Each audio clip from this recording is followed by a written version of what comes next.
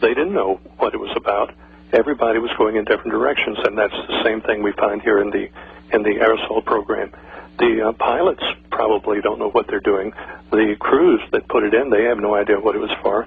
We believe that it was sold to governments as global warming fix. We believe that, but it wasn't.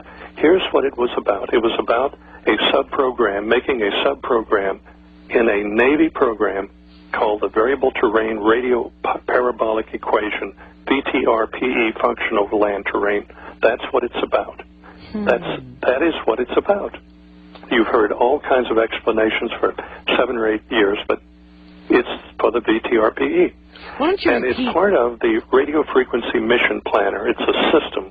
It's a computer system, RFMP, Radio Frequency Mission Planner, and the VTRPE programs are a sub-program within that system. And it was first put on the Enterprise and aircraft carriers for battlefield imaging. The system would not work over land terrain adequately, or accurately rather, without creating a ducting of radio waves over land terrain, and they use the mixture of barium salt to do that. And that enables the whole system to function. It is the system that the United States uses in Afghanistan and Iraq, and probably will use in Iran and some of the other applications, and that's what it's about. It's about the VTRPE. I see we're running out of time, and there's several things that I've just got to mention to you.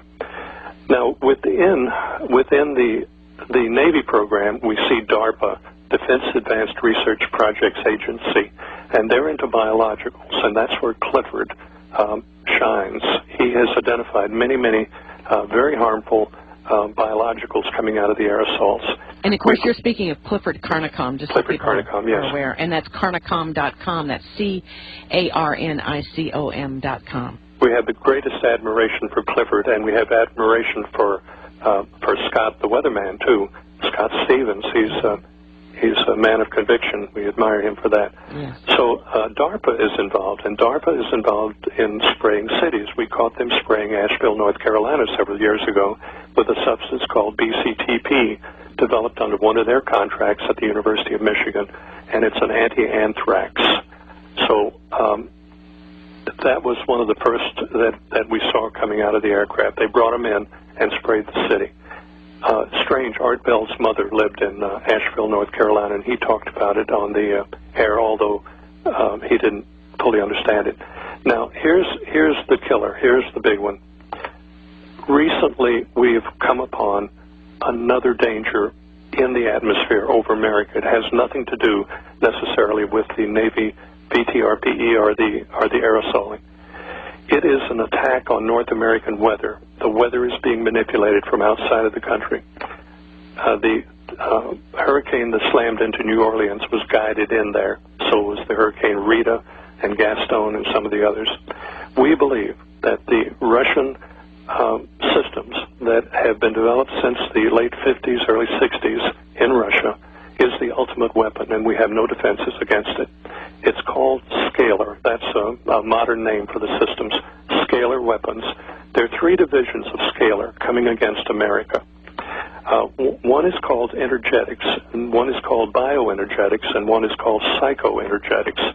The psycho function can actually manipulate mind, thoughts, personalities, and cause astronaut Lisa to wear a diaper driving across the country. Really? That kind of thing, yes.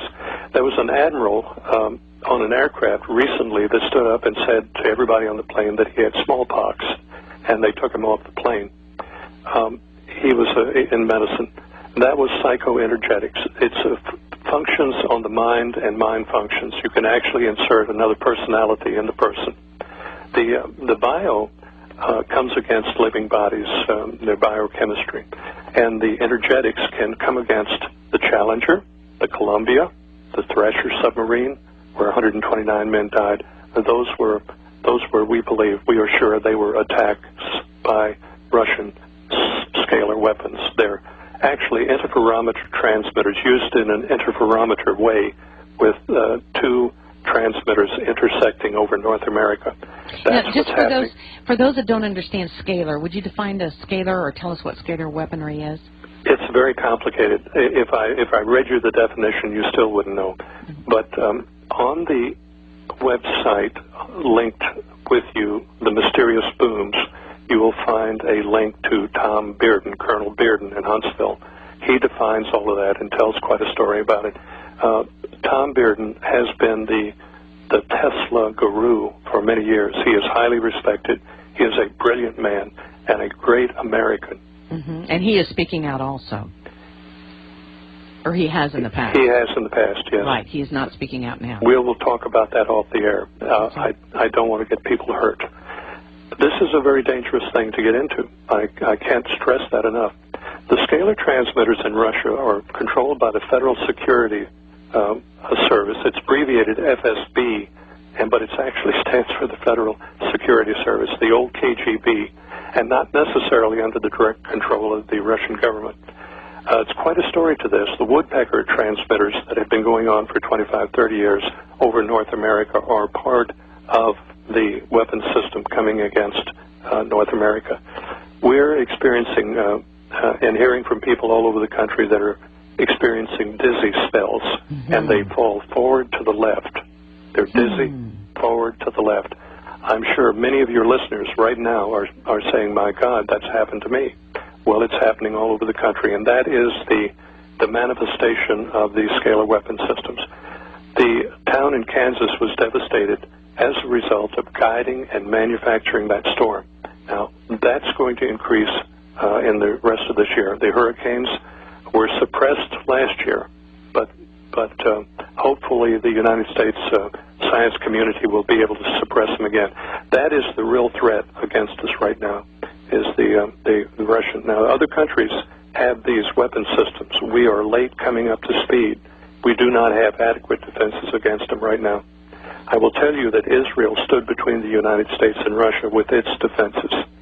Israel protected the United States on several occasions when we got right down to the line. There's been some white knuckle time with this, and the people are completely oblivious to it. But again, we are sure that the Challenger was taken down, and other aircraft, other commercial aircraft on the West Coast. Alaskan Airlines has been having a lot of trouble running into these scalar fields, but nobody knows about it. Back when I was like 19 years old, I first went into the service. We were in the Philippines, and in intelligence, we would penetrate Chinese airspace on a regular basis. We would penetrate the space to see how they would react, and we would listen to their communications, their military, and we would know something about their defenses. Well, the Russians are doing the very same thing to us right now, and we're not responding. It's as though we have no idea what's going on. And each time that happens, they become more confident. If we go into Iran, God only knows what's going to happen. But if we don't go into Iran, God only knows what's going to happen to us. So I can see some real desperate times ahead. We also know in the study of this, as I told you earlier, when we started looking at this, there was one door, and then all of a sudden we saw 2 doors, then 4 doors, then 8 doors, and 16 doors, and 32 doors to explore, and that's why it's taken all of these years to do that. We know that atomic devices have been pre-positioned in American cities. We know that Israel pre-positioned atomic devices in Russian cities. So there's some standoff here, but we are in a desperate time, and people are oblivious to it. Well, I'm afraid that you're right on the oblivious part, because people cannot believe that this country would do that because of the facade of, oh, we care about your freedom and we're there for you, and we want to provide the most strong military to protect you.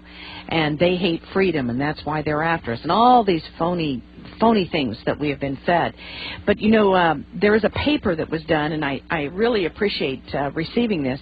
It was a thesis by Matthew Doggett that, as I understand, is not on the Internet, about the documentation behind what you're talking about here with respect to this project.